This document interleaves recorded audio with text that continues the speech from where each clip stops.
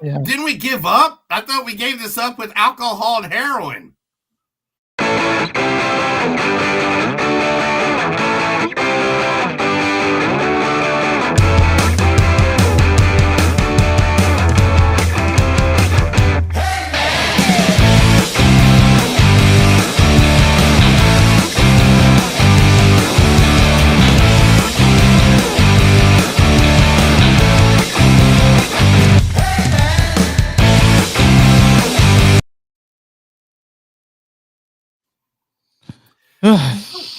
It's so weird to see some of those pictures when I first started having the first whole goatee, because I never really had a full goatee my whole life. I always had like the bottom. Yeah, you're looking like really French skis ball. Yeah, it's like man, I didn't know how to clip my facial hair at all. Yeah. I was not good at that. Hey everybody, it's us. We're here. I know it's been a little while except for those little live things we did a couple weeks ago. For the good old Panic Fest 2025. We will be me and Chris will be working on all those on Sunday, so we'll be getting those out here in relatively. Tomorrow we advertised this guy all over our social medias, and we did an interview with him and some of the cast. But the movie Marshmallow will be dropping tomorrow. Yeah, I don't know where, like, it's in different theaters. I don't know if it's near you guys that much, but we got. So Marshmallow, if you don't know, it's a movie about a guy making cocoa. Yeah, and the marshmallow comes alive. And the marshmallow comes alive, and then him and 3 of his buddies get these laser packs that after they're all scientists, I think, and they're kind of more investigators. Yeah, I think that was part of the series. I don't remember all that stuff. No, but anyway, guys, this is what the poster looks like. It's called Marshmallow. It is a real good spin. It's a sci-fi spin, I'm gonna say, on the classic summer camp slasher genre. Absolutely. So me and Chris both enjoyed it. Daniel, we hung out with him all weekend. That guy, it just seemed like we were. What was the best way to say? We were what's kindred it called spirits. When you're like, it's kindred spirits. I was going to say kindred souls. You're right, kindred spirits. And he was a great guy. He was a good time. We had a lot of fun. We met a lot of cool people this year at Bankfest. I mean, Chris didn't let me sleep for more than 4 hours at a time, and my throat went out because of that. I was running the ragged because I was like, we have all these interviews, and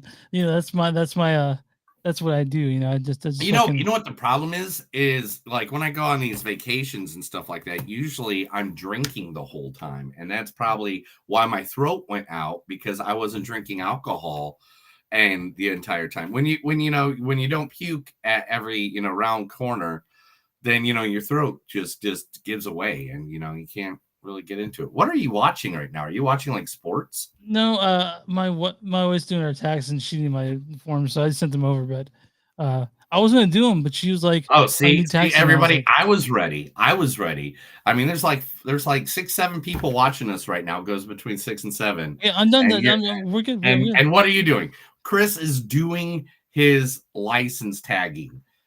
There's not only does he have every other hour of the entire taxes. Lee's doing taxes right now, and so okay. You only got till tomorrow, don't you? Isn't taxes like the 15th? The 15th, yeah. So mine were done like January 20th. As soon as we get them, the day we get them, we do them. Do you guys get tax refund in Oklahoma? I got a big one in Texas, but we get some.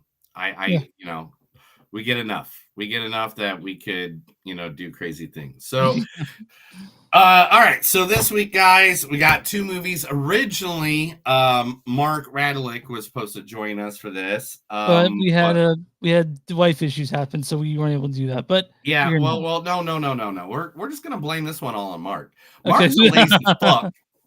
Mark doesn't like us. Probably like pretty much everybody I know doesn't like me anymore. Hey, come on, dude. We made a lot of friends at Panic Fest. A lot of people like us. All right, you're right. We made a lot. Okay, so people like me when they first meet me. But then after like a year or two, that's when they all decide to not. They're like, yeah, not Neil anymore. Neil Long. How long have I been with you? Friends with you?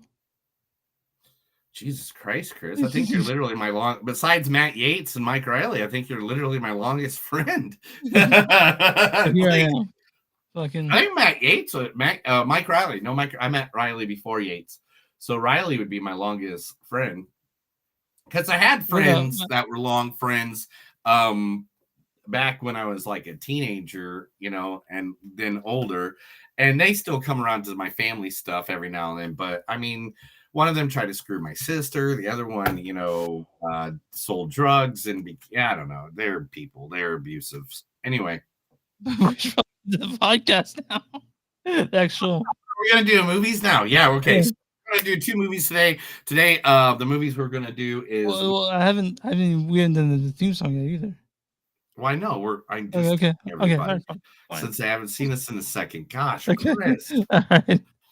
Yeah, but we're doing 2 movies today, Black Bag and Death of Unicorn. We're going to talk about that. We're going to do the theme song and all that in a second.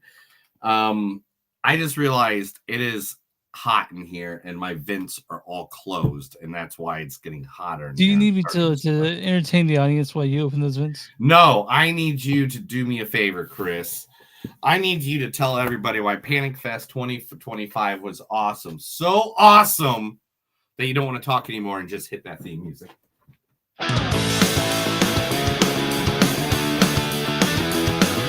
It's a show by Chris and Neil with all great movies. They are the real deal. We watch them all, so you don't have to. It's movies that don't suck and some that do. Ladies and gentlemen, boys and girls, listeners of all ages, that's what happens when you haven't done this so well. Welcome to a new episode of Movies That Don't Suck and Some Do. My name's Neil. And I'm Chris. And guys, we are going to be going into the world of 2 movies today. Now, did we choose these movies or did Mark choose these movies? So here's what happened. I mentioned to Mark that we're doing Death of Unicorn for sure. Well, he told us to, and I was going to do it anyway. And then Black Bag came out. I was obsessed with seeing that movie. And so Mark was like, I'll see that movie. And so, Wait a minute. So Black Bag. Yeah, was my choice.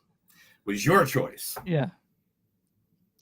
Can't wait for that conversation. All right, cool. So the first movie we're talking about this week is what Chris just said. Black Bag. It is the wonderful Black Bag. Now, it sounds like I'm looking to fill time, and that is not true, people. I know what I'm doing. Yeah. I just had to find the list that Chris sent me. Anyway, first coming up in this movie, the one, the only, you know him as Magneto, one of the greatest X-Men of all time, the one and only Mr. Michael Fassbender. Well, if this is it, old boy, I hope you don't mind if I go out speaking to kings. By all means, Captain.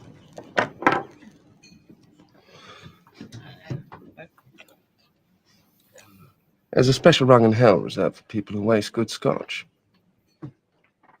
Seeing as I may be rapping on the door momentarily.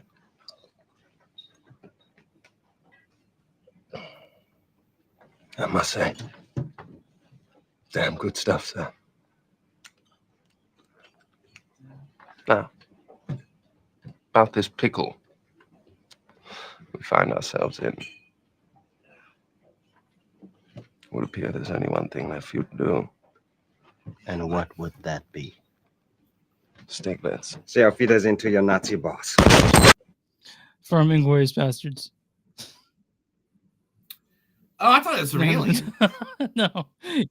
That was an alien. No, Covenant? that's when Michael Fassbender's character gives himself away at the bar underground in Inglourious Bastards as an American. Sir. All right. Sir. I know. Also in this movie, the lovely Kate Blanchett. Let me tell you everything you need to know about Pandora. It's a shithole. I should know. I'm from here. God, I hate this planet. It's the kind of place you don't ever want to return to. So, the sooner I find the girl, the sooner I can get the hell out of here. The cinematic classic Borderlands. That's where that's from. You refused to watch that movie, and now you're using the clips. Because I was trying to find. You literally yelled at me and told me we are not watching I was making a joke when I said movie, the cinematic classic. And you're using the clips from the movie. I said those. I was being facetious when I said the cinematic classic. Come on. Oh my gosh! See what he does to me. See what he does. I'm not allowed to watch those movies. So now I've never seen Borderlands, so I wouldn't even know that's from Borderlands because my co-host is like, "We're not watching that Did you play Borderlands? All of them. I've defeated 100%. You might recognize when she said, "This is Pandora." Okay, because Pandora is not in Avatar. Pandora is not in Hellraiser. Pandora is not in. Pandora is a very commonly named word. All right. Also in this movie is Reggie Jean Paul. I cannot stop thinking of you. Paige, by the way. I cannot stop thinking of you. From the mornings you ease, to the evenings you quiet, to the dreams you inhabit. My thoughts of you never end.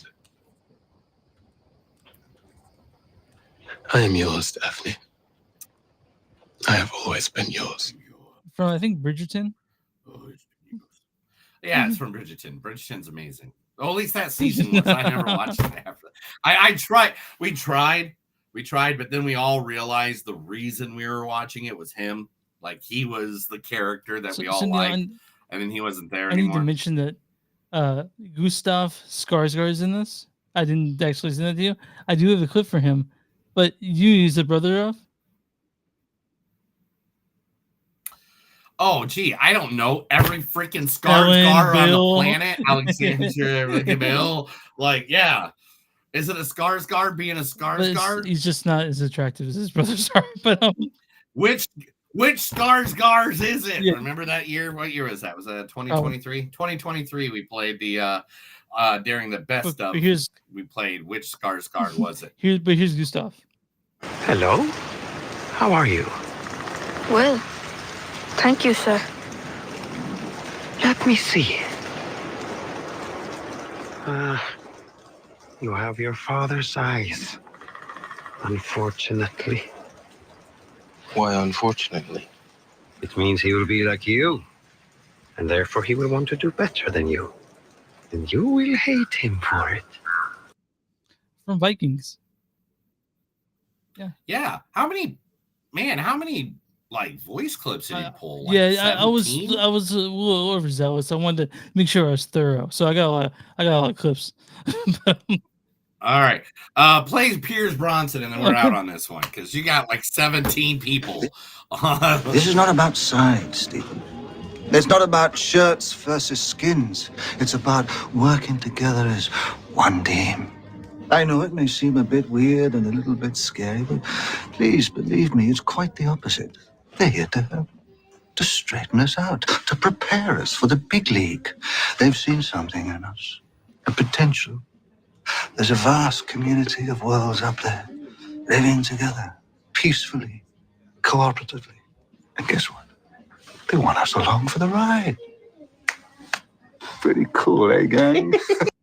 That's from The World's End. Are every one of your clips over a minute, that was the less than a minute. You got like 17 clips for 17 That was people. less than a minute. like man, how we're already at 24 minutes in, bro. It also stars Tom Burke, Marissa Bella, Noemi Harris, other people, but that's what they got going. So. All right, yes, and that is some of the cast from Black Bag. We'll be talking about that movie here shortly. Next, we are talking about The Last Unicorn. The Last Unicorn is a movie. Not that one. No, I'm sorry. The Unicorn. No, The Last Unicorn. Death of Unicorn, actually. Death of Unicorn. Oh, no. Okay, so wait a minute. So this is the movie with the unicorn. No, that's not it. That's okay, so Wish No, Upon this a one's Unicorn. called Death of Unicorn, not Wish. Oh, not Unicorn No, that was Store? a good one though. We like Unicorn Store, but no, not that one. Yeah. Not The Little no, Unicorn. Death of Unicorn. I remember there being a little unicorn Yeah, in but this not movie. that one though. Okay, so it's the Voyage of the Unicorn. Not Voyage of the Unicorn. Death of Unicorn. Oh my gosh. So There Death of a Unicorn is what we got. Okay, there we go. Featuring the one, the only, one of the greatest male actors. Like, the day he passes away, I will bawl my fucking eyes out for years. The greatest man that's ever come into cinema ever. That picks his best movie. You'll see. I was only 8 years old when I saw him, but I was one of the lucky ones. I survived. Michael's work isn't done in Haddonfield, and soon, very soon, he'll come home to kill again. But this time I'll be ready. From Halloween, The Curse of Michael Myers. There's a Michael Myers. If you guys don't know, let me tell you the story really quick why he picked that. That was the opening film for Panic Film Fest that we just did 2025 at the Screen. The 4K remaster. And, oh my god, I have like it was like it was like we were watching like Jim Carrey for the first time. Like, that's what the laughter in that movie theater was like. All right, playing his daughter in this movie, the lovely Jenna Ortega. Sometimes intentions melt in the face of unexpected opportunity. If this was my chance to get up close and personal with a potential serial killer, how could I refuse? Are you really going to make me ask? Oh, absolutely.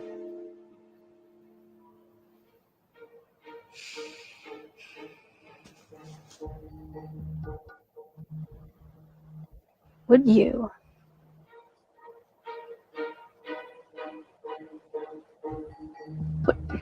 Would you possibly consider going to the Raven Dance with a certain...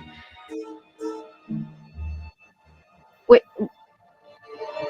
Would you go to the dance with me? Where's that from, Neil? Okay. Wednesday. Okay. Yeah. Like I wouldn't know Wednesday. Come on. Like, what the fuck's wrong with you, Chris? Who else in this movie?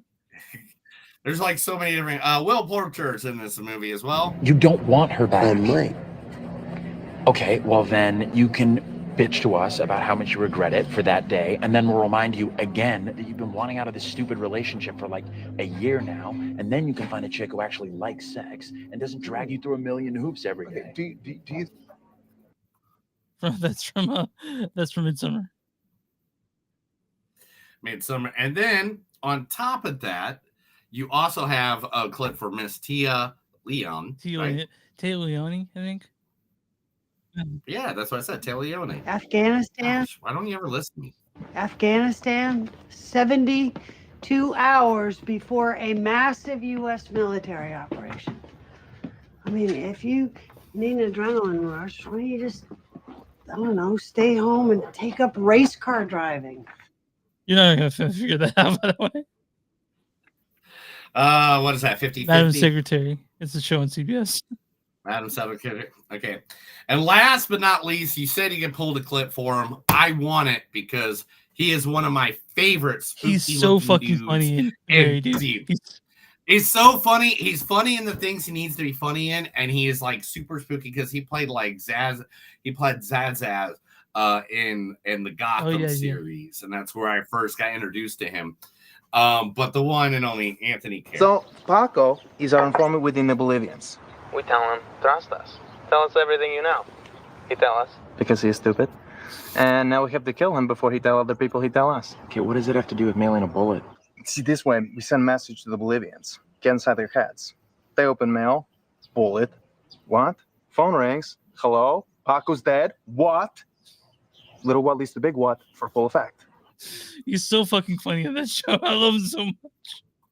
And Barry. Dude, he's one of my favorite. He's like one of those little hidden treasures. He's like, it's like when Steve Buscemi first started being in movies and stuff like that, and he'd pop up and he'd be like, oh, now I know this is a good movie because he's Hank, he's so funny because he's Barry so cool, and Barry cannot stand him at all.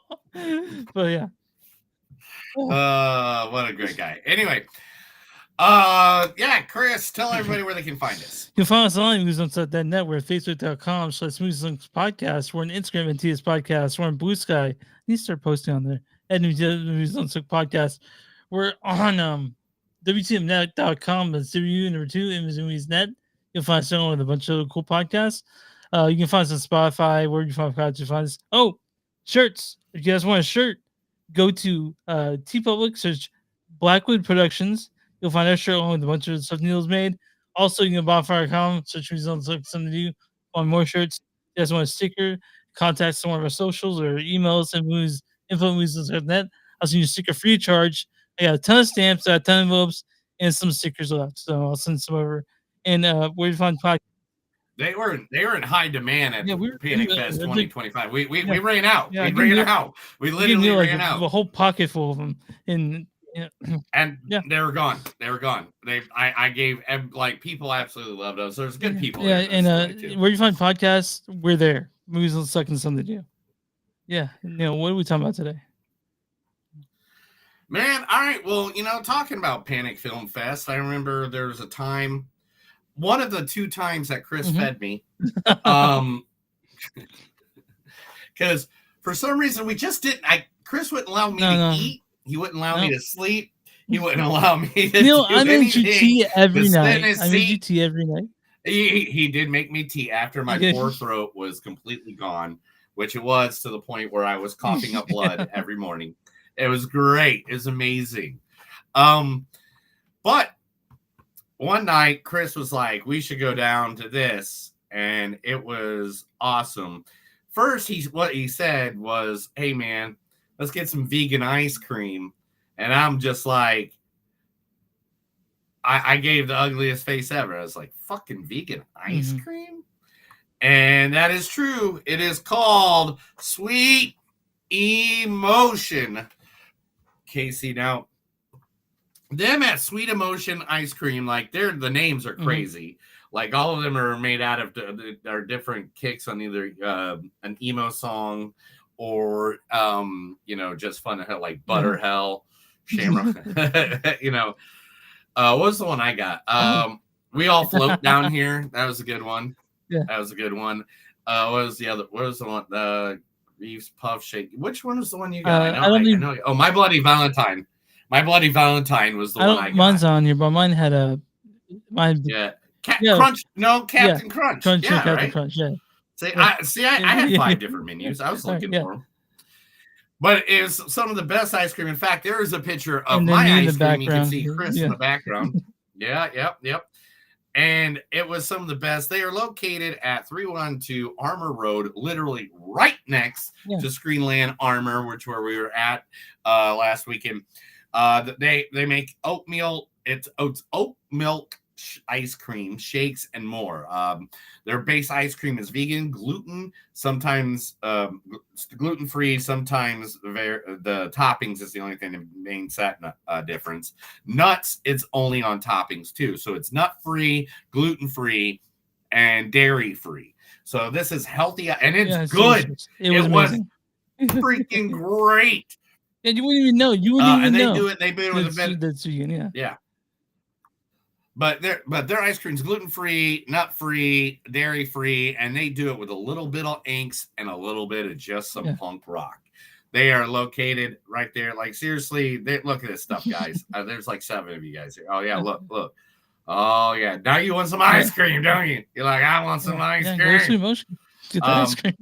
Here's a picture. This is a picture I took of why we're in there. There's a bar in the back, and there's this door right over to the side that goes into a. That's Cyrus in the picture. No, that's Cyrus. You were hanging out with him. I know Cyrus, and then I think that's Bobby right there. But anyway, you go through that doorway right there, and there's literally a live band playing. So, like, literally, this is a great place. It's just on the north side of Kansas City. You can look them up at Sweet Emotion KC on Facebook, or you can go to their website, sweetemotionic.com. Yeah. So, Neil, quick question. Do you remember when we actually? Do you remember when we told the kids that were in Marshmallow about this place and how excited they were to get it? And then, oh yeah, they all went down and got it. I totally forgot about that until now. Yeah, we were coming out of one of the movies and they were walking back with Sweet Emotion ice cream. We told them about it, so we. Yeah. They're like, yeah. They're like, yeah. It's like, why is this 45-year-old yelling at us? Yeah. Good times. Good times. Let's talk about times. movie. All right, let's talk about Blackberry. Blackberry, directed by Oh, I keep forgetting the name of it. Okay. Directed by Steven Soderbergh, directed such things as Sex Lies and Videotape, Aaron Brockovich, a few of the Ocean's movies, and you guys don't know. You made it in Magic Mike. Neil Street movie Magic Mike. You heard of that? It's all written by David Koepp. Dude, what's wrong with Magic Mike? You got a problem against Fluffy? No. You got a problem against Fluffy, bro? What are you talking about? Are you talking about Gabriel Iglesias? Yeah. What was he in that movie? He's the DJ. Okay, I had not seen Magic Mike, but apparently, yeah. And I had no problem with Gabriel Iglesias. Dude, I mean, that's why, because Fluffy's in it. All right, David Koepp is written by David Koepp, who's Steven Soderbergh's writing partner. This stars Michael Fassbender as George Woodhouse. Well, if this is it, old boy, I hope you don't mind if I go out speaking to kings. This also stars Gustav Skarsgård as Phil Meacham. Hello? Kate Blanchett as Catherine St. Jean. Let me tell you everything you need to know about Pandora. Also, Regé-Jean Page as Colonel James Stokes. I cannot stop thinking of you. Naomi Harris is Dr. Zoe Vaughn. Sharon! And Tom Burke as Freddie Smalls. It's been a hard day. And finally, Marissa Bell as Clarissa DeBose. So what type of drugs? That's about everyone in this movie that you really didn't know. Neil altered the storyline for Black Bag. Oh shit, what's the name Black of the movie Bag. again? Why do I keep on thinking it's Black Box? I don't know. I have no reason. I don't know where your I don't know where your brain goes. I had Black Box pulled up. I don't know why. All right. When intelligence agent Catherine Woodhouse is suspected of betraying the nation, her husband, also a legendary agent, faces the ultimate test of whether to be loyal to his marriage or his country. So Steven Soderbergh wrote this. He's an American. David Koepp is American, but this movie is very British. It's a very British movie. I thought I was one a really kind of tight, neat spy drama, and this really scratched the itch for me. So I was. It's kind of quiet. It's so well. It's such a well-rounded and smartly written story that I was engaged the whole time. Neil apparently has problems with this movie because he's looking at me like, "What in the fuck?" But the fact that it was an hour and a half. It didn't overstay its welcome. It's tightly written. To me, I thought that is the best thing I can say about this movie. That it was an hour and a half. I thought it was just.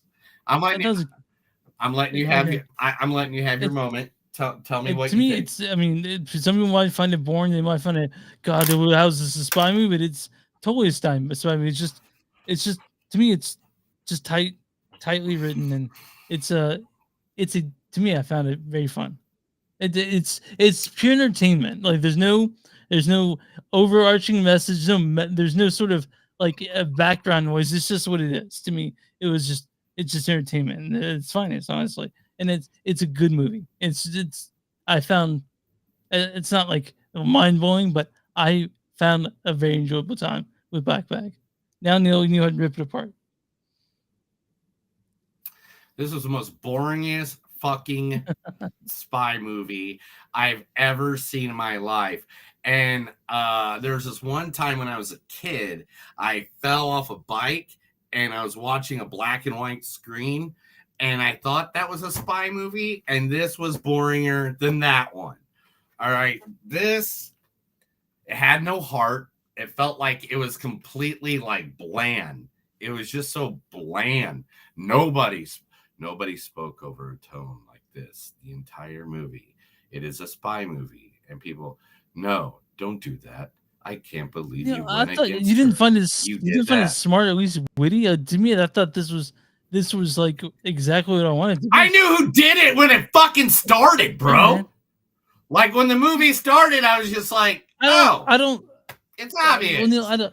And it was like, and because I knew who it was, nothing that they did was smart, because all it did was like make me feel like, oh, I don't know what. I guess it might be I don't- her if I was fucking thrown down steps and beaten in a bat with my head to the point where I don't understand foreshadowing. Neil, everyone understands foreshadowing.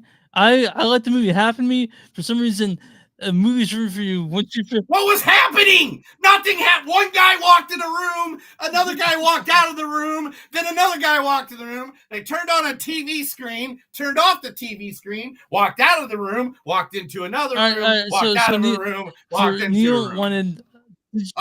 Besides being outside 3 times, one on a bench, one on a boat. I think, what was the other thing that began with a B? One in a car. I don't know. Yeah, one in a bathroom. No, that's not outside. But they were only outside 3 times. They're in the same scenes. Like, this felt like it was a play that was made into a movie. Okay. Wait. I got a point here. Just give me a second. Then you can. I'm not bashing. I'm saying this is what it felt like to me. This felt like it was a stage play that they tried to turn into a movie, didn't know how to give any of the environments character, and that's why that just kind of felt blah. I mean, the best part about this was the conversations between Michael and Kate. I mean, those were just adorables. Those were believable. But everything else was just so like, it was like I was watching like a crappier version of Hamilton. Like it was like There's no singing in this at all. Why would you say that? Because it's like it's the same feeling I got. It was just like, why do people like this? Like, am I missing something? Am I, did I like this? Was not it. I have no idea what this was. I can understand why you could download this 3 weeks ago. Like literally, like because nobody cared. I mean, okay, dude. It's still there are movies that it still has lots of planes in AMC for some reason. But like I said, Neil didn't like it. I guess he has problems with it. It was just boring. I didn't find it boring at all. All right, it was. You did. So there's no action. There's no up climax. No, spies are supposed to be clandestine and not maybe no whole action supposed to happen, right? Oh no, I'm sorry. I watched 8 versions of Mission Impossible. I know, but I'm talking about spies. The whole action. I'm sorry. I watched James Bond again. Well, older James Bond is different, but newer James Bond is all focused. I watched Jason Bourne. Neil. John Wick. He's not a spy. He's just an assassin. I don't think he's a spy.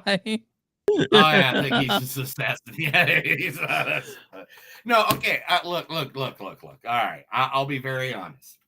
If you want to fall asleep in your recliner on a Sunday afternoon, this is a great movie for you, man. This is it. Neil, this is what was Tinker Tailor Toy Soldier Spy would have been, honestly, because that movie's fucking boring as shit, and that's what I thought this was. Like I was so bored. Like, oh my god, what was that?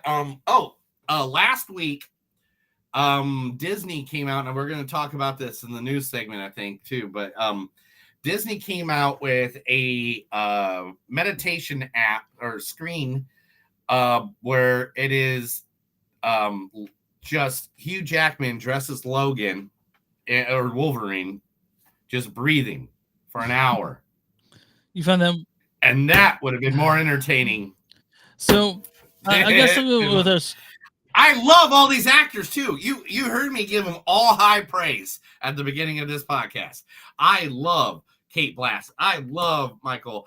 I like everybody who's in this movie that I don't like. Not one of them. I love every actor in this. I am a big fan of. To me, it just felt flat. It just felt flat. If I'm not I don't know why this couple's married. I don't know why they love each other. I don't even think they do love each other, to be pretty honest. And that's the thing. When you want me to get emotionally involved in a movie, you have to give me a reason to be emotionally involved. I like this movie. I thought it was smart. I thought it was smooth. I thought it was slick. But Neil had problems with it. I'm gonna give him a score. Okay. My score in this is a 4. I like this movie quite a bit. See, mine's a 4.5. You know, this movie came together. No, I'm just kidding. It's not. That's me just joshing you. I got to give this like a 3 because, like, literally, I'm gonna tell you, dude. I watched it 3 times. I watched it 3 times to try to get something out of it. Well, that's first place, but No, I didn't. And because the first time I watched it the day after I got back from Panic Fest, so my throat was still sore. I didn't feel the best. I was like 100% like maybe it was just me. Maybe I wasn't in the mood and stuff like that. So then I went back and I saw it again,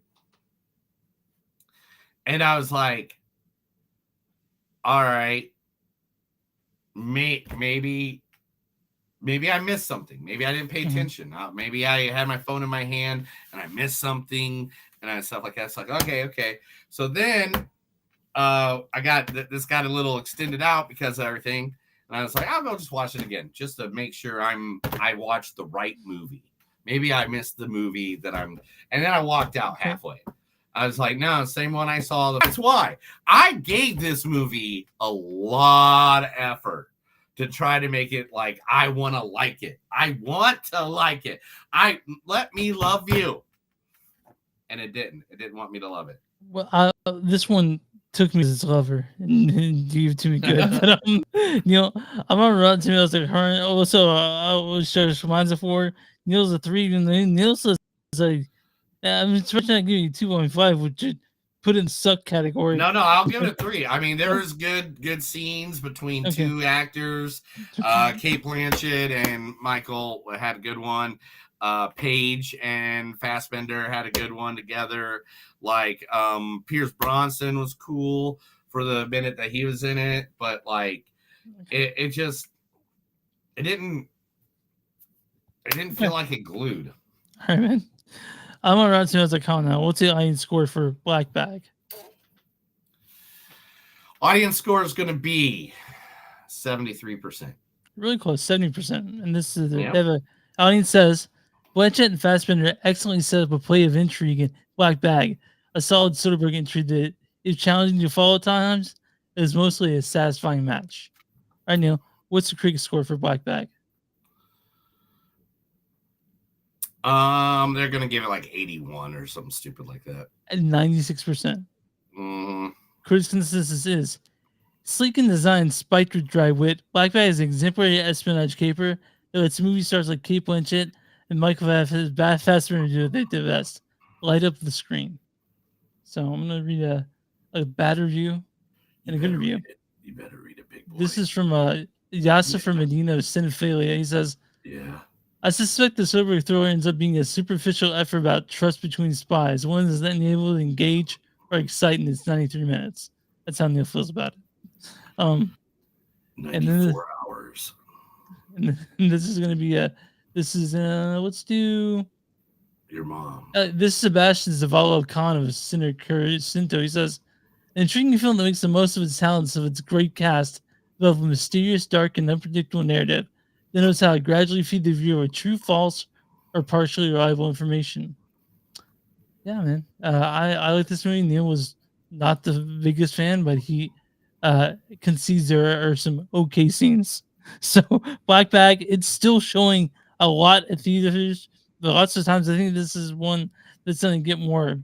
To me, it's I think it's streaming now. If you want to see it streaming, but yes, you can go see it a million times or try to watch it a million times, like other people tried to, and to see if maybe you like it, and maybe then question your reality of what's going on in the world today. people fighting, feuding, looting. It's okay. Let it go. Let the good times go. Hit train, nothing but music. Never mind. Hey, Chris, time for the news.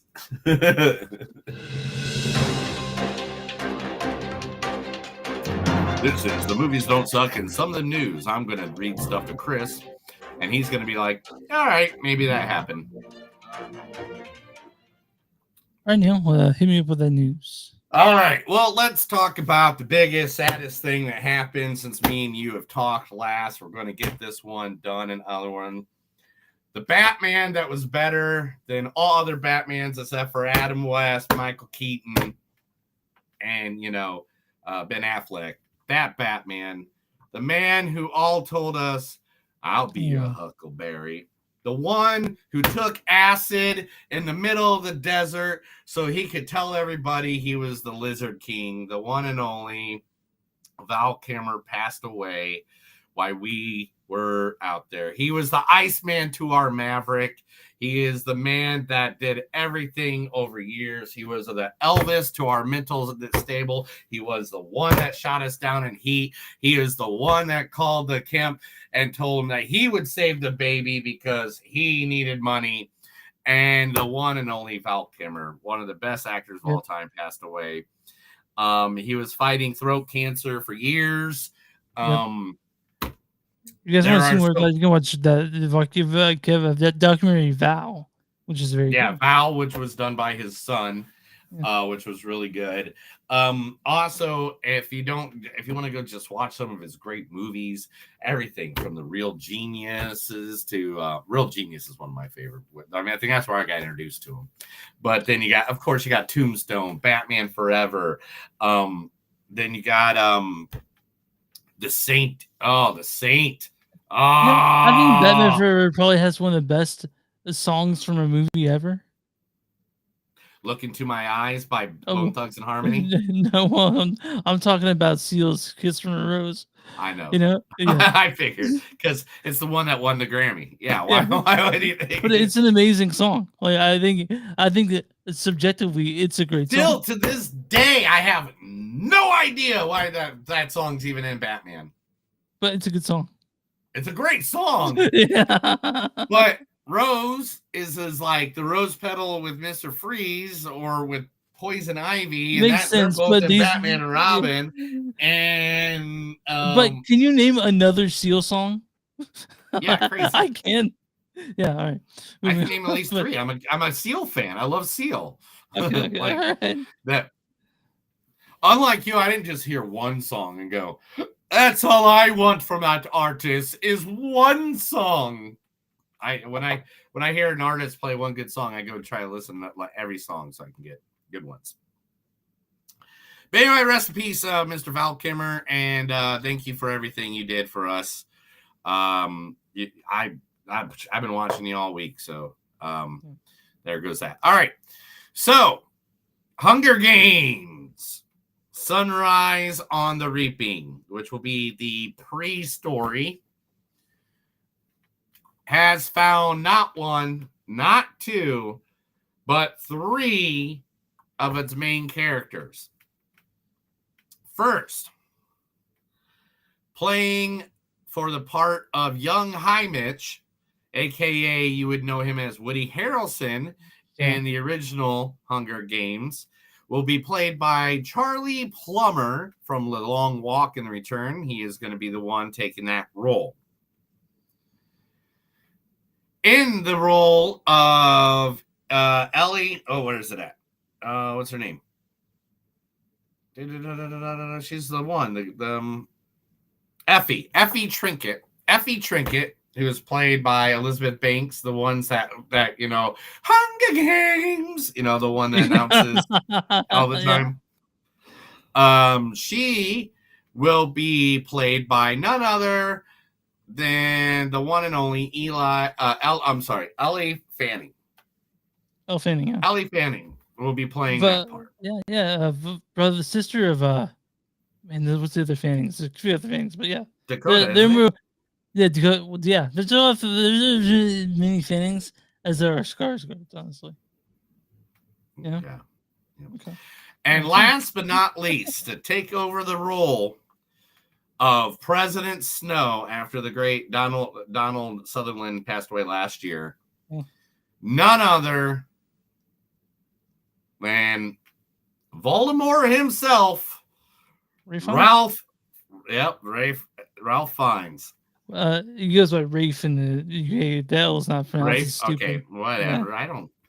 I don't know him personally, so I'm sorry. He didn't come up to me and go, "Hey, man, I like to be talked about. My name's this." Yeah, I mean, I spoke to him when I went to London. And he says Rafe. So. No, okay. As long as you know, I don't know. Right. Yeah, you're right, correct. All right, let's go to some awesome news for China. They will not get half of the movies this year now because of the tariffs that President Trump has put in place.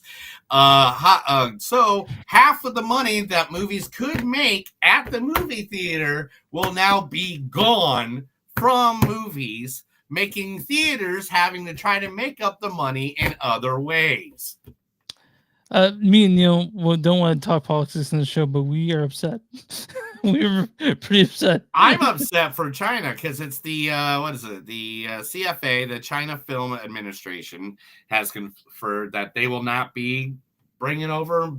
They'll be bringing over the bigger ones, but that means more independent films, more smaller films, and stuff like that. I'm just saying I didn't vote for the bastard. You guys did. So, Neil, well, I thought right now, Neil, like you were okay. Yeah, I didn't vote for the bastard either. I'm just saying. That's all I got to say. I'm not going to get political or anything, but everything's happening is kind of your guys' fault. Yeah. All right, move on.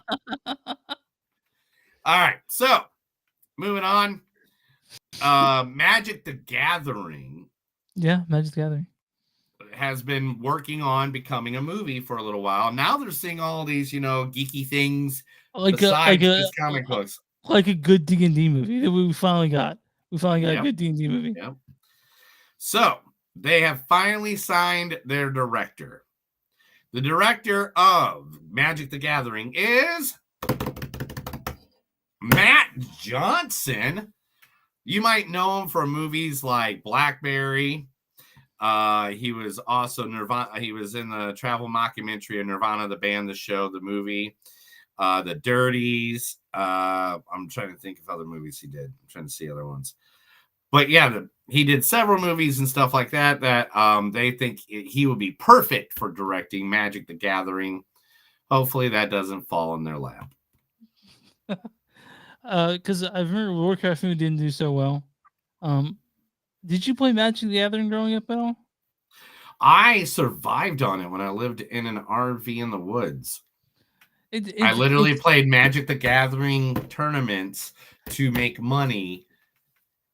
Now it's a very expensive hobby to have. It's like Warhammer 4K. No. See, that's the difference, dude. Now it's expensive. Yeah. Back then it wasn't. Back then there's no $300 card. There's like the highest price for a card was like $10. But they used to sell those packs at the corner store. Dude. Imagine that. Anytime I found boxes at places that I could buy for like $10.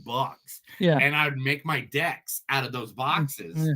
And like literally, dude, I bought a full box with packaging cards. What was it for? $45. And then I reorganized it, add a couple of my other cards that I had in it, and I sold that long box for $1,000. Yeah. And you spent all on hookers and blow, right? No, I spent on it to get back to my family after having a depressing 3 months of living in an RV in Ohio. I was trying to lighten the load here. Yeah. Hookers and blow, bro. Yeah, woo. No, anyway, so that was cool. Anyway, Matthew Vaughn, if you remember him, he was the director of The Kingsman. And what else did he do? Kick-Ass, Layer Cake, I don't know, something like that. I can't remember everything else. Am I missing one? What am I missing? Yeah, the one he just did recently that I didn't like. It had a. Argyle. Yeah, I love Argyle. Yeah. Fucking watched that yesterday. That was a good spy movie. Anyway, moving on. Anything with John Cena is a good spy movie. Bam. Hold on. You said John Cena. Yeah. Right? Yeah. I will fuck you, all right? Oh, John Cena, why did you turn heel on us? I know. All right. Are you still upset about it? No, I was never You upset. think it's awesome. I think it's fucking great, man. Yeah. All right. Matthew Vaughn and Cristino Ronaldo. If you don't know that name, one, I might have butchered it. The most famous sports person in the entire world, who was a football player for Portuguese. So soccer, right? No. For football. All right. We stole the name football we stole the land. It's Gulf of Mexico. I know. Football. But yeah, all right, no. Little footy. Yeah. All right. Anyway. But they've come together and they're going to start creating movies with James Cameron. So they are going to be returning back to the field because he said he was going to retire after, people were being an asshole to him about his last movie. James Cameron? No. Matthew Vaughn is returning. So you're saying I'm the reason he was going to retire? You just missed half of it because you were talking the whole time. All right. The football player has convinced Matthew Vaughn to come back with the help of James Cameron because he said bullies like Chris don't need to stop you from doing your art. I didn't bully. I just said I didn't like Argyle. That's literally all I said. I mean, we did do a podcast about it, but it's whatever, man. It's whatever. Sure. All right, Chris, have you heard about it? Did we talk about it earlier today? No. So, what was the number one movie this past weekend? I don't know. Wait, hold on. It was Minecraft, right? Why? Jack Black and children? None of that is true. Okay, what's the reason why it was number one besides Jason Momoa? All right, man. So, the best way for you to go look this up is going to look up the words Minecraft Chicken Jockey. Chicken Jockey. So, during the movie, at the point where it says Chicken Jockey, you are supposed to go fucking berserk. Throwing popcorn in the air, soda pops, jumping over the seats. One guy brought a live chicken and threw it in the crowd. Literally, movie theaters across the United States and globe. It is a new TikTok thing. I don't know if it's TikTok, internet, whatever. I don't know exactly where it's at because I know half of those things don't exist in half the countries. But it is an internet sensation of the chicken jockey. When Jack Black says chicken jockey to go completely insane. People are packing the theaters, trashing them. They're eating the popcorn. They're throwing the drinks. They're literally everywhere. It is the new sensation. There are videos everywhere about it. Can you explain to me why people go nuts for it? No reason. None. Like I can do here. I'll even do the thing where I do that thing every now and then. Can I do it? Yep, there we go. All right, I'll share my screen with you. Okay. Boom, boom, boom. Watch this. This is literally it.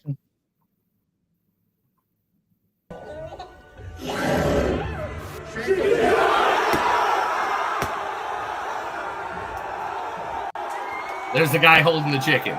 Yeah, I feel bad for the person that's in the theater that has to clean up after that. Oh, dude, especially since it's only like 16-year-olds that don't get paid diddly squat. I know. It's so Neil, quick question: are we seeing Minecraft? I don't know, man. I mean, did you play Minecraft? I'm too old to really like my Minecraft. Have you played Minecraft? No, I never played Minecraft. Yeah, I didn't either. I tried it like 3 or 4 times. Okay. I tried it like 3 or 4 times and I was like, if I want to do a create a character thing, I want to do it like either in Fallout or I want to go make pro wrestlers. And that's just my thing. That's just me being me. I'm not against it. I think I'm very happy. It's cool, but I think it's for cool, kids. and I get it. I get it. You can create your own universe. Yeah, I think it's for He doesn't children. want to create their own. I mean, we played The Sims. Did you not have a sim house? I had like 17 sim houses. I had a Freddy Krueger sim house. I had a RoboCop futuristic house. The Sims was fun. Did you play Stardew Valley? Yeah, Stardew Valley's the shit, dude. But yeah, see, there we go. So we've done it. It's just Minecraft is past our generation. Yeah. But I don't know if you want to go see it. I'll be more happy to see it. But I don't really want to see that. Okay, well, we'll see it when it comes out on. We'll see it when it comes out. It's streaming, yeah. Yeah, okay. But right now it's supposed to be. Right now it's on track to be the #1 movie in 2025, which is insane to me. I had no clue. I know. I mean, hey man, way to go, way to go. If it does, it does. Hey, who am I? Who am I? You know, the last movie you thought was a piece of art, and I thought it was shit. So who am I to judge? Bad rating. Anyway, Terminator creator James Cameron is now getting slammed because he has changed his stance on AI. Because he says the only way for Hollywood to survive is to cut the cost of special effects, which is by using AI. Fuck you, James Cameron. Don't say that. Don't say that. Why would you say that? But it's the truth. Neil, you cannot be good for this. Why? I get it, but at the same time, we were just having a conversation in the car about devaluing art. AI devalues art 100%. No, AI makes it better. I'm just kidding. No. But yeah, I agree that art should come from people and not. I mean, but at the same time, if it makes something look more realistic, that's it. If it looks shitty, then no, fuck you, get out of here. I don't want to do that one. A movie that we all been waiting for is coming out sooner than we thought. Yeah, that's right. We've been waiting it for years, and here it comes. Angry Birds 3 will be in January 2023, right? I forgot they or made 2027. January 9th, 2027. And we liked both of them. We didn't see any from the show, but I guess we did. No, we didn't, dude. We did. We saw the first one. We did not see Angry Birds for the show. I know we did. We saw Angry Birds for the show. Find me that episode after this, and we'll talk about it. I don't have that much time. You do it. Talking about sequels, another sequel has been cast. That's right. The sequel, Dune 3 Messiah. The Messiah has been chosen, and he is one with the night. He is the one that glimmers when you tell him you love him because he is centuries old. He is the one whose girlfriend cheated on him with the director, the one and only Robert Pattinson. He is delicious, his man. He is a good man, but Robert Pattinson will be the lead, be the main character in Dune 3. Now, people are expecting that Batman 2 got pushed out. Did it? Nobody's saying anything, but I forgot after Loose Lips fucking after Loose Lips Holland just said shit. The companies that have IP are saying nothing. Like, you can't say shit about it because Tom Holland's out there just talking shit, and they're like, "Oh, we can't tell you. You won't know what you're shooting till day of now." So, yeah, I mean, the weird. It's all your fault. Yeah, obviously. There's a lot of sequels happening. I'm trying to get everything up that I want to talk about, so I can just go through them really quick. All right, so that's that. We already talked that one. You saw the Naked Gun trailer. I sent you that one. That's cool. I thought it was really funny. I was really happy about that. Who's replacing OG's character? All right, I'll do I think. All right, I got one original movie.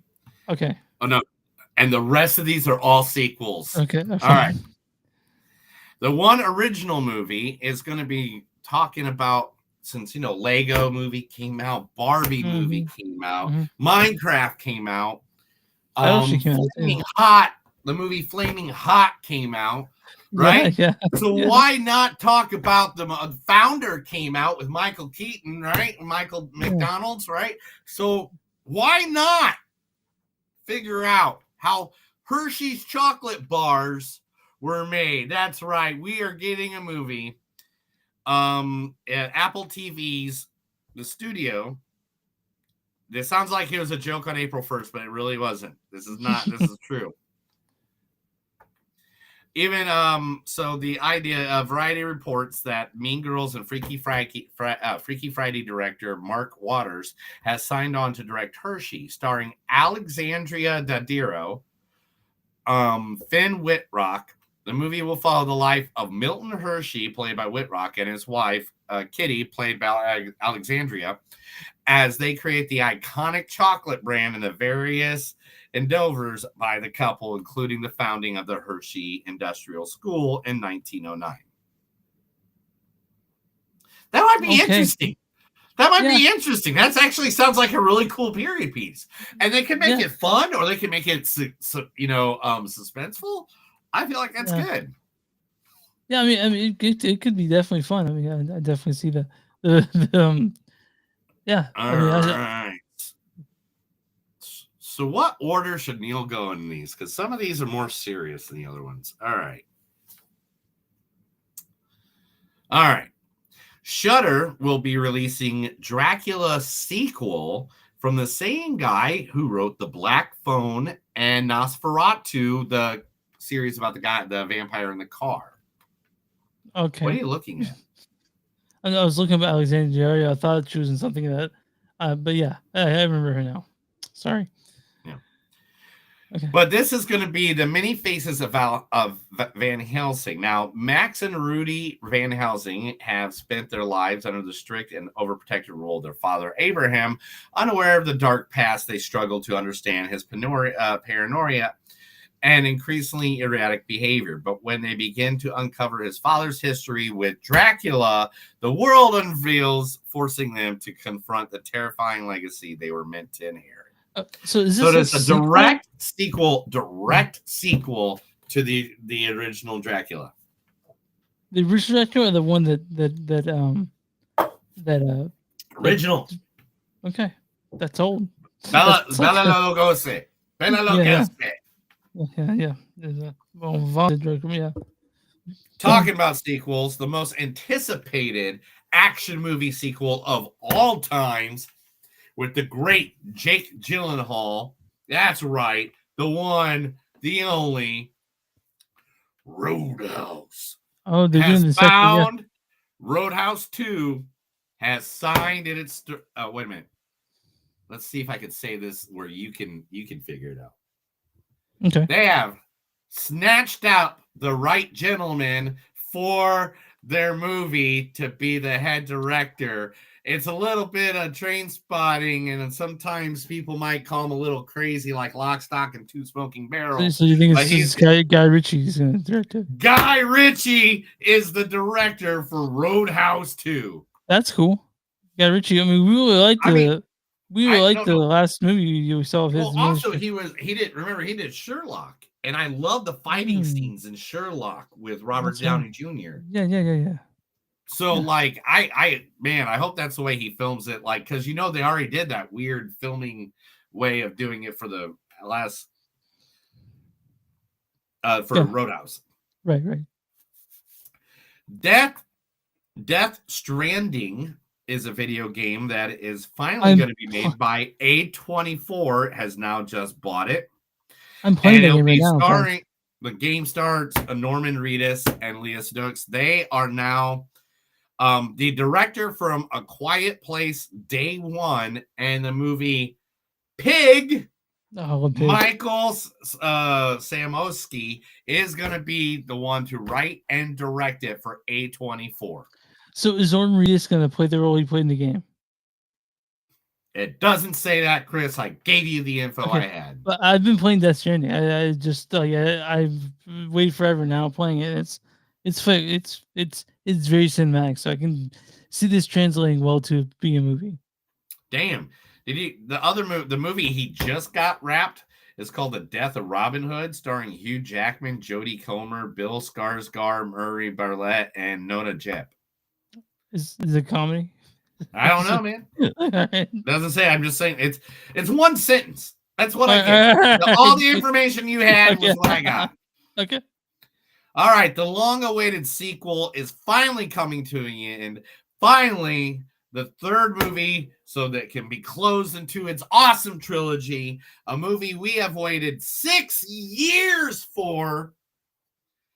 Happy Death Day Part 3 is finally getting made. Fuck yeah. We love those first two. Yeah. It's Right? it's what Blumhouse did its best work was to do for those movies. And so I'm ready for it. Give me Happy Death Day 3.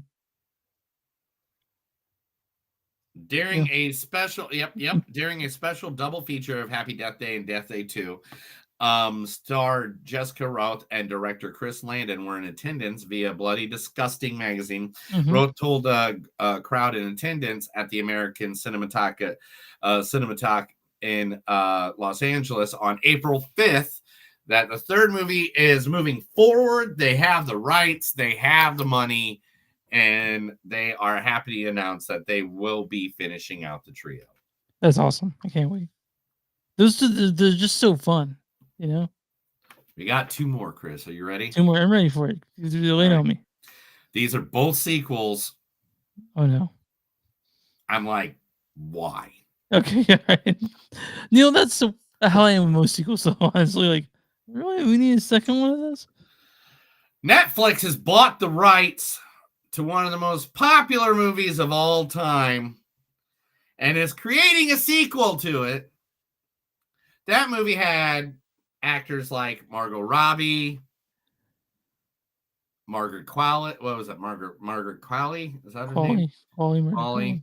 Brad Pitt, Leonardo DiCaprio, Mickey Madison. What movie are we talking about now? Yeah, that's right. Netflix has bought the rights to Quentin Tarantino's #1 movie in his repertoire. They are doing a sequel to Once Upon a Time in Hollywood. Why are they doing that? I don't know. Everybody thought it was and this was published 2 days ago. Everybody thought it was a April Fool's joke, right? At first. I don't know why they're doing that. But during the episode of The Big Picture, Finzi and Dobbies provided a bizarre update about the sequel, which is being helmed by Seven director David Fincher. Wait, hold on. No, this can't be real. Yeah, this cannot be real. This is real. And we'll star Brad Pitt again as Cliff Booth. Booth is Ricky Dalton's stuntman, who stands against the Manson family in the final act.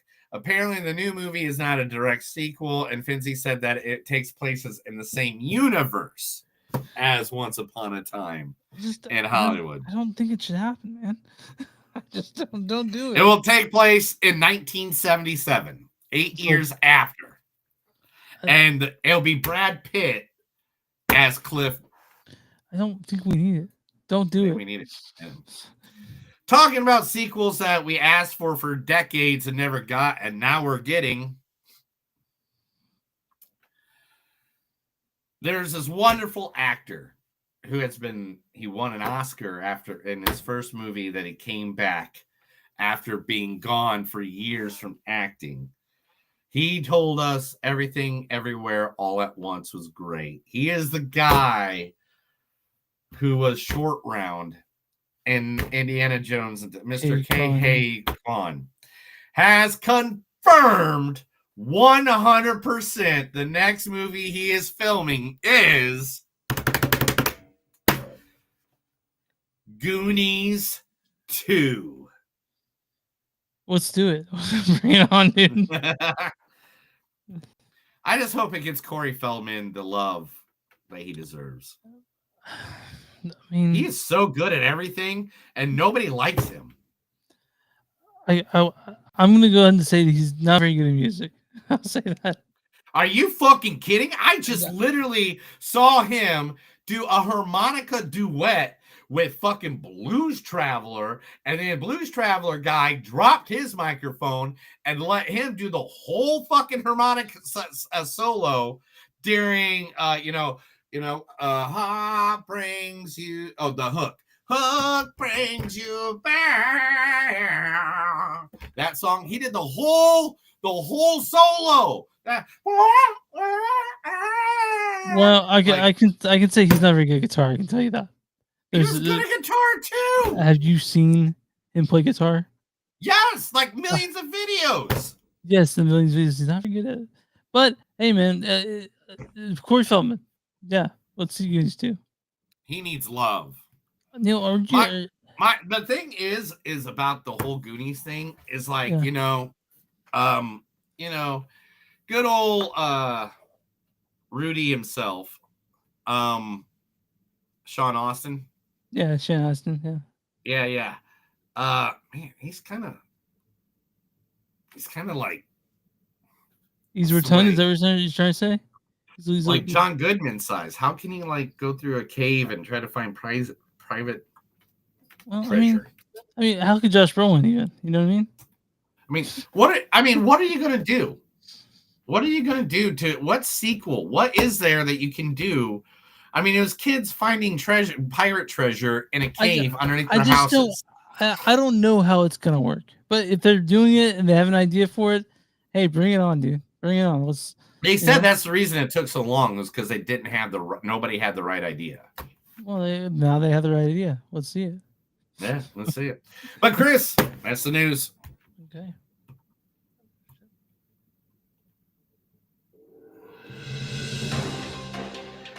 That was the movies don't suck and some of them news. I read a bunch of stuff to Chris because we missed a bunch of stuff for weeks because we were too busy getting drunk at the bottom of a pool. Can you believe it? They kicked us out of Panic Fest. Do you remember that? Did they kick us out of? When did they kick us out of Panic Fest? When you got so drunk that you started trying to fight Daniel. You were trying to do arm wrestling contest and. All right, don't ever say I was trying to fight Daniel because Daniel was my favorite part besides of you and hanging out with cool people. Daniel was my homie. Yeah, you guys were close. Talking a bunch and.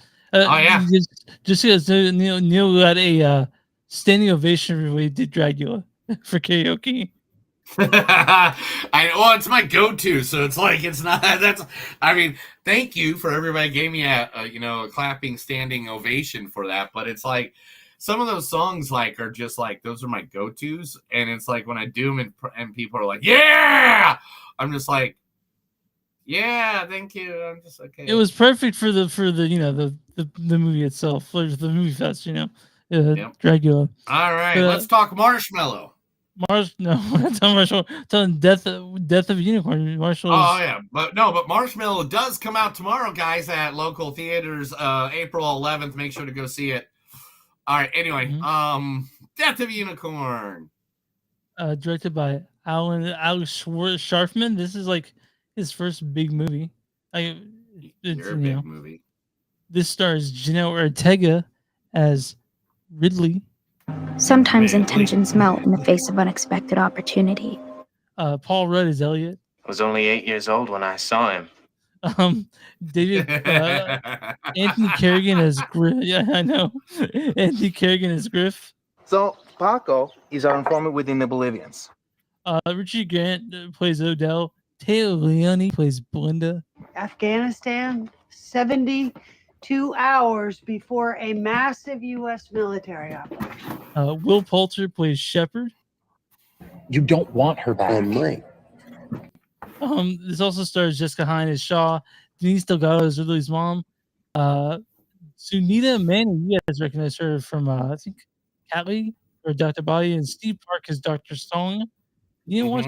Just read the storyline for Death of a Unicorn. All right, Death of a Unicorn. Are you wine in a box, really? Is that what you're doing on screen there? That's all I had. Okay. And plus, wine gets you in a good mood. If you don't have wine in a box, I mean, come on. As far as I know, wine in a box is the thing that keeps you down. If I know no. Wine makes me happy. I like wine. If I'm drinking like whiskey and shit straight, then it's like, oh man, I'm going for it. So are you a whiskey neat guy, or do you drink whiskey with the mixer? Chris, that's an all the above answer. Okay, all right. What do you prefer though, neat or with the mixer? It just matters what I'm in the mood for. Okay. All right. Anyway, storyline of Death of the Unicorn.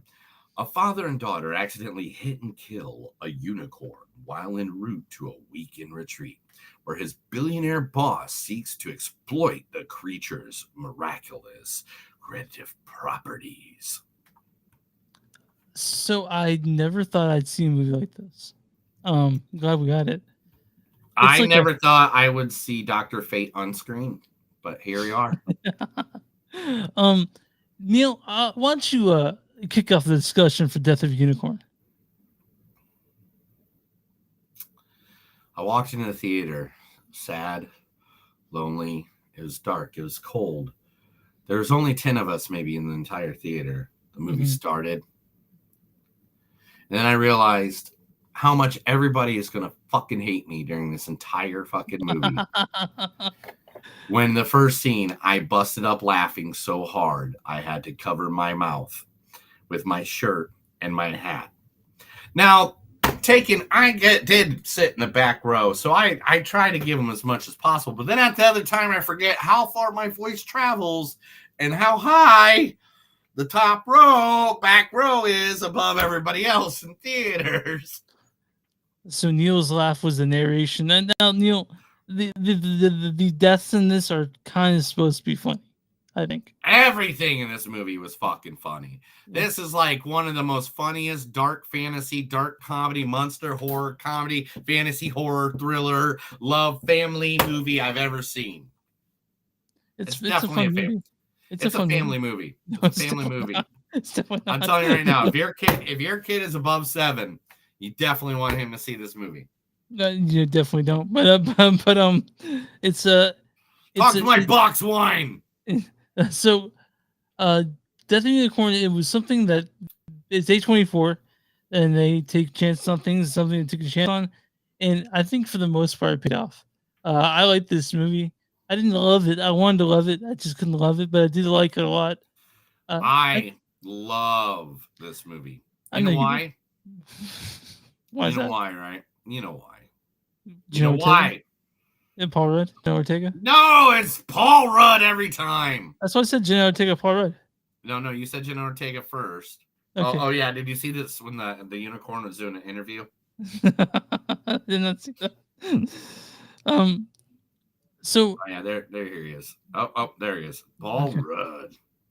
Yeah, and then like the cast of characters in this movie, like ridiculous. I mean, look at this cast, dude. I mean, it is insane the amount of people that are. And I am not going to play him short on this because he fucking knocked it out of his park being a whiny little bitch.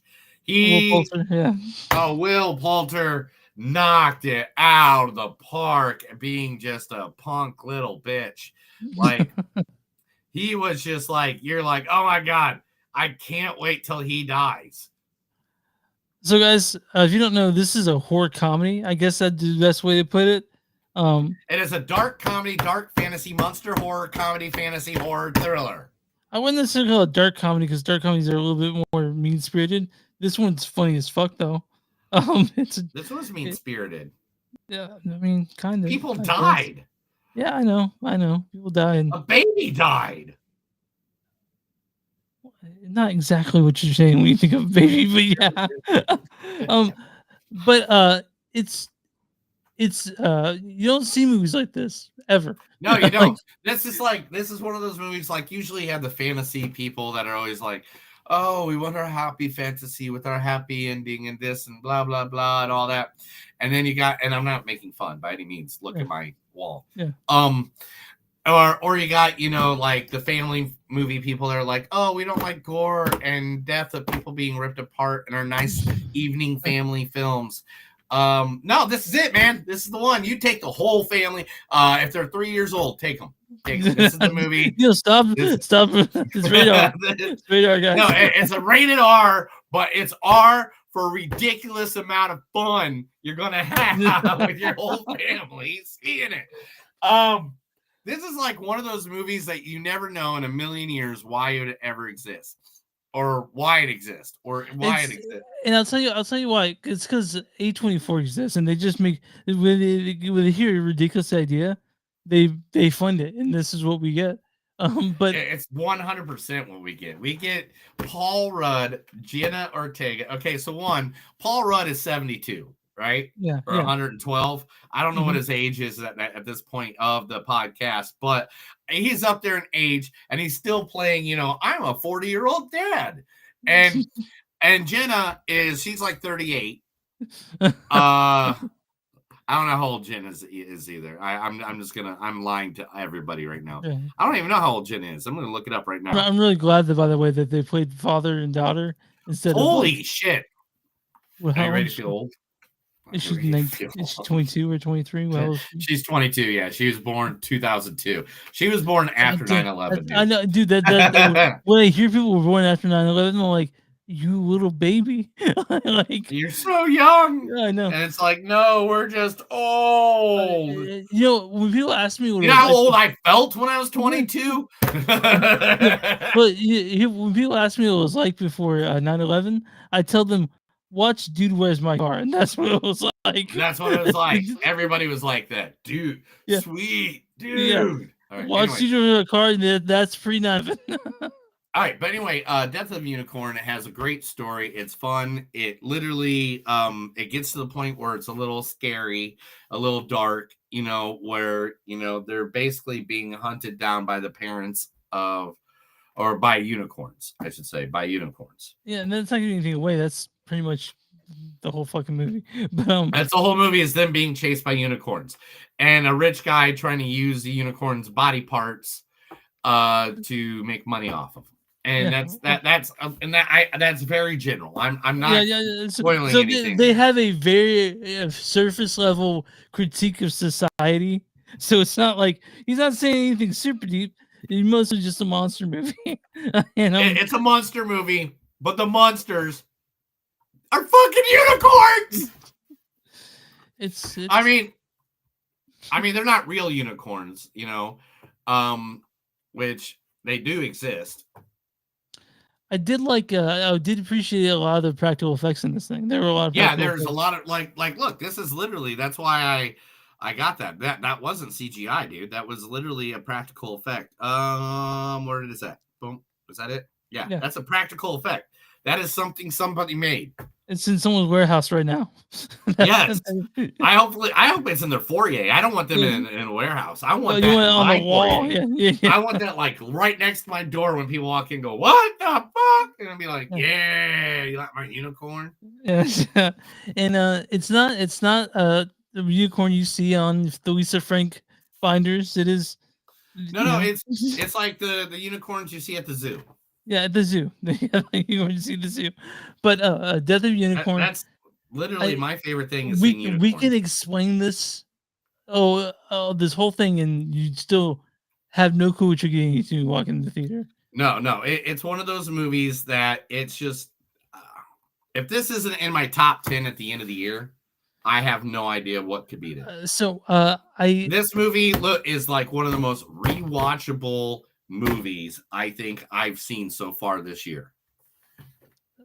So I think I was building up a little too much, so I was let down a little bit. But I like this movie, I wasn't let down at all. I was laughing. I was crying. I was shedding tears of pure joy. Angels came down from heaven and lifted me up in the glorious blaze of me being happy. I was sitting there and I'm like, oh my God, no moment can be better than this. And at the same time, Rowdy Roddy Piper, CM Punk, Stone Cold Steve Austin, and The Rock all walked in and joined my row, and we all laughed in glorious humor together. And jerked off together, right? Chris, why does your mind always go sexual, bro? What is up with you? Sometimes I think you're still like a teenage boy. You're going through puberty. I kind of am. No, let's Death of the Unicorn. Neil, what's your score for this? 4.3 easily. I'm going 3.8. Whatever, you can do whatever the fuck you want. I'm gonna fight. Probably this will probably be in my top 5. Okay, top 5. This will right easily now. like I don't know what can beat this at this point of the year. I know there's a lot of movies coming out. But the problem is that there's no movies. There's no movies named Wolverine versus the Deadpool. This Wolverine. is my Deadpool versus Wolverine. Okay. All right.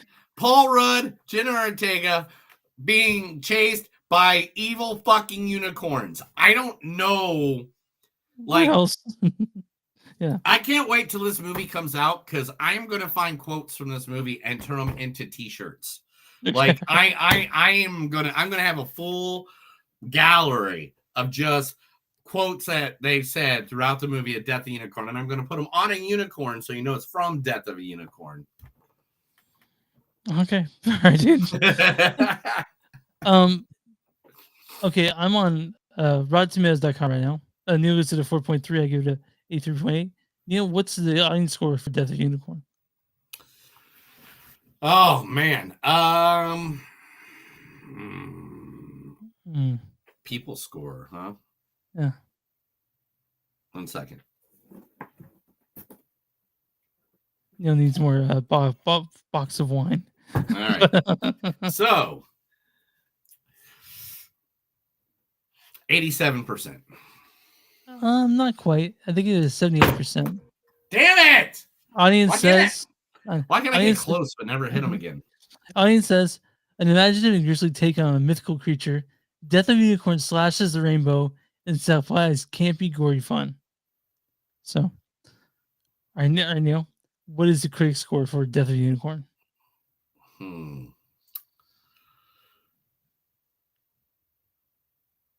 68. 54%. I fucking hate them. It says, receiving some sparkle from Paul Rudd and Jenna Ortega's father-daughter rapport, Death of Unicorn's broad satire is a bit too on the horn, but makes her an irritatingly splattery creature feature. And me and Neil said this was a monster movie, and whatever. I'll read a bad review and a good review. It says, right here, this is from Kevin Marr of Times UK. It says, Ortega, as Elliot's disaffected daughter Ridley, seems to have wandered onto the set from a different, far more subtle movie about grief and adolescence. She hasn't received this film instead is appalling. What the fuck? Kevin Marr has no sense of fun, apparently. And this is I'll read a good review from Joe Fryer of the Fort Worth Report. He says, aside from shoddy effects and cliche moments, Alex Sharfman delivers a fantastical horror comedy highlighted by Jenna Ortega and Will Poulter, who make great antagonists. Me and Neil liked Death of the Unicorn. You'll see nothing like this year, I don't think. I don't think you'll see anything like it all year long. Yeah, it's something. Me and Neil are pretty big. We saw a lot of original movies of this over Panic Fest, and we want more of them. So, I mean, this was like the best movie. Giving love to Panic Fest. Yeah. But this would have felt right at home Panic Fest, I think, if they showed it. You know, it did. It was like one of those movies that just made us feel like we belong in the world of today, and it made me feel like that things could happen. Like maybe we could all be positive for once, and you know, maybe go protest and burn some buildings. I mean, I'm not saying gasoline should be involved. No petrol bombs here, but we're kind of sometimes we feel like things need to start over, right? Sometimes I feel that way. Sometimes you want to go where everybody knows your name. Mm-hmm. I agree. And one of those places can be your local theater to go see Death of the Unicorn. Both these movies actually in theaters. Me and Neil actually did the 2 theater movies because we had time off also. Right.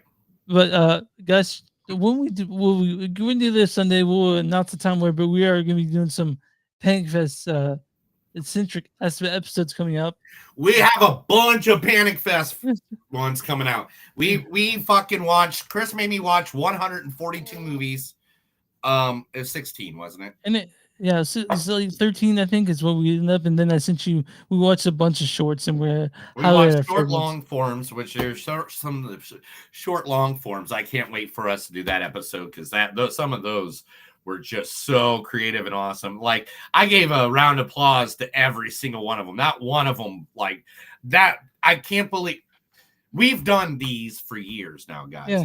This is the first year, I think, that not one short long or one short long form, like long form short. Like, I don't know what the hell you call it. Short, long form short. Long form long form short. So it's like below 30 minutes. Oh, you put long at the beginning. It's like one of those times when a guy goes, "Hey man, I got a long but a short." Wide, but not long. Yeah. But this was the first year that every single one of them got me to stand up, applaud. I mean, they were amazing. Yeah, and I can't wait to talk about them. And so then we'll be able to send you the information of where you can go find them. You can go take a look at them. I mean, they're going to be only at the festival, so but we do come Chris, up and there'll be places people can go find them. They're not just going to make them and not be able to have people be able to watch them. Yeah, but we'll talk about this later. Yeah, next Sunday we'll be Don't back, interrupt me in my box of wine. Right, yeah. Sunday you guys can go ahead and sort of we'll announce when we'll be together. We'll be on the microphone for a long time that day. So we don't know if, to be honest, we don't even know if we're going to do it all live. We might just do it back and forth between us. We don't know. We're talking it over because we have movies from out and we're reviewing 3 movies. We had interviews for each one of those, and then we're going to talk about we have episode about long form shorts, episode about shorts. We're going to do this together, and then like just one general episode about the movies we saw. So that's gonna be a lot of talking. You know what I'm gonna need? I'm gonna need another box of wine. Yeah, Chris, let's end this episode. Okay. You guys can find us on moviesonsuck.net. We're at facebook.com/podcast. We're at Instagram at MTS Podcast. We're on Blue Sky at moviesonsuck.podcast.bluesky. Whatever. We are on WTM.com. It's W2, and Zoomies.net. You'll find us there on a bunch of other podcasts. You can find us on YouTube, Spotify, everywhere you find podcasts. You can find Movies on Suck. If you guys want a sticker, contact us. I'll send one over. And also, if you guys want merch, go to Movies on Suck. Go to search of Blackwood Productions at TeePublic or Movies on Suck. It's something you search that bonfire.com.